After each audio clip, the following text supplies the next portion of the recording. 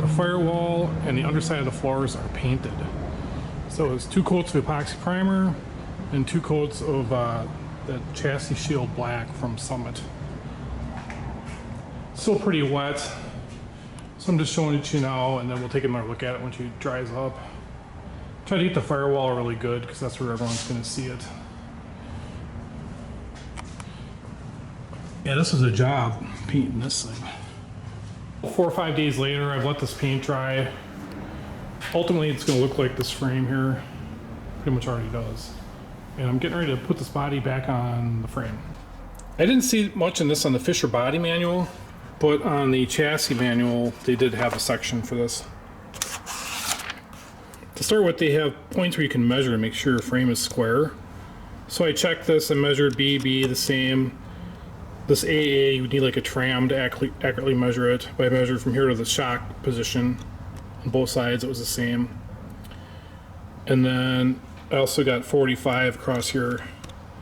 So I'm thinking my frame is pretty square. I'll give you an example of that. So I'm measuring from that hole, got like 79.25. This hole is like exactly the same. So I believe the frame to be square, and we're gonna move on. I would have done this earlier, but I didn't realize that section was in that manual. So here it tells you where to put all the bushings, and when I took it apart, it did have 2 plugs in it like this. So this is what they're calling a plug, but the new kit actually had 4. The new kit only came with 2, but the kit also came with a couple extra body bushings. So 2 of these are going to replace 2 of these. And that's how it's going to be. And I deduced that by looking at my 74. That one has a total of 12 body bolts back there. This one only had 10.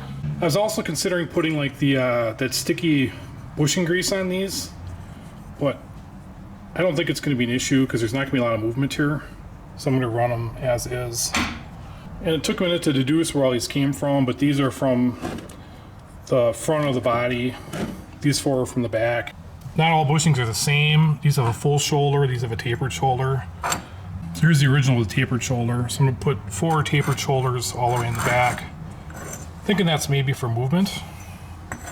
So if you do this, you might want to pay close attention to where you take your bushings out. They also have a torque spec here of 50 foot-pounds. That's what I'll run these into. The bolts are drying right now. I'd grab 2 out of my bolt bucket that are kind of similar. Maybe I'll look for closer ones later. I have the body precariously dangling on my lift right now, just barely hooked on there. This is kind of sketch here, but it didn't bend that lip up at all. And there's no glass or nothing in the body, so the body's really not that heavy right now. So I think it'll be okay. They call plugs. I know for sure that 2 are right here. So these are the front 4 on the body. These are like exact replacements. There's 2 different styles on the back too, like a full flange and then a recessed flange. That these were all on the back because they're all muddy. So it's like a full flange there. And then these recessed flange ones would have been farther forward. In fact, I think one of those rubber stops is right there, but now we're gonna have a bolt there instead. Here's what I came up with.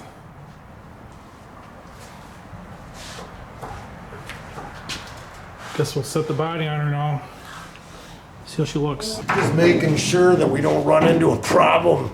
You know, just cleaning up the threads. Nothing worse than having one of them caged nuts lock up and then tear the device and then spin. All right, got the body coming down here. We use a plumb bob, it's half-ass square. Once it's sitting on there, I think I'm just gonna be using a tape measure to try to get it as square as possible. Imagine with 12 bolts in it, there's not gonna be a whole lot of play this way or that way.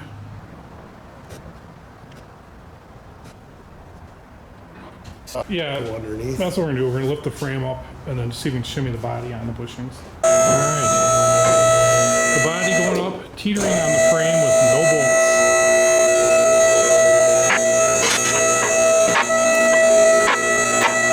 All right, it's on there. I was able to pick up this body and move it over a 1/4 inch.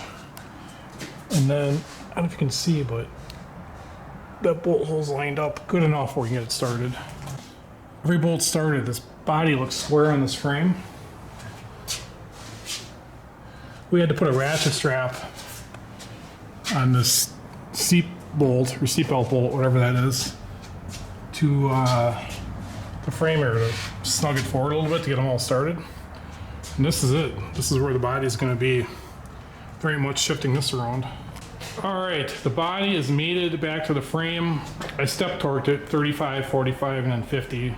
I went from the center out.